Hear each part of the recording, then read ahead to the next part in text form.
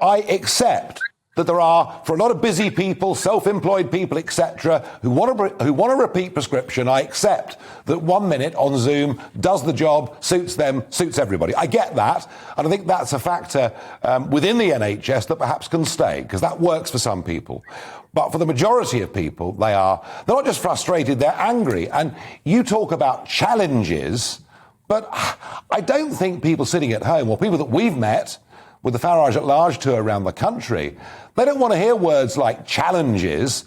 They want to hear about solutions. And you say, well, a certain number of slots are allocated. Well, presumably the answer here is there are not enough slots being allocated.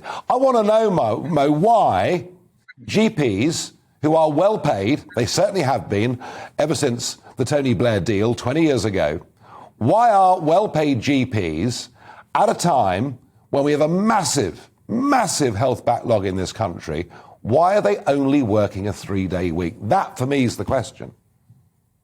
Sure. I think coming back to your first point, I think it's really interesting because I love this sort of reductionist approach of a 1 minute phone call for prescriptions, etc. I wish it was that easy. I wish it hadn't taken me 11 years to qualify as a doctor and a GP.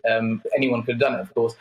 The phone calls are triage calls done by experts who are able to assess things very quickly. And of course, what we found was throughout the pandemic, whilst access and seeing people face to face was a pain point, we of course found that the sickness and those things from the outer areas, not COVID, remained well and patients were looked after. I think if we come back to the point regarding appointments and accessibility, I fully agree with you. I mean, I'm someone who shares your concern and everyone's concern. I wish there was an ability for us to have more appointments and more doctors to fill those appointments. But I'd love to come back to kind of what happens on those days you're talking about, because those days are not sort of someone coming in, seeing a couple of people on a phone call and then going back. They are telephone calls of triaging maybe 20 to 30 people in the morning.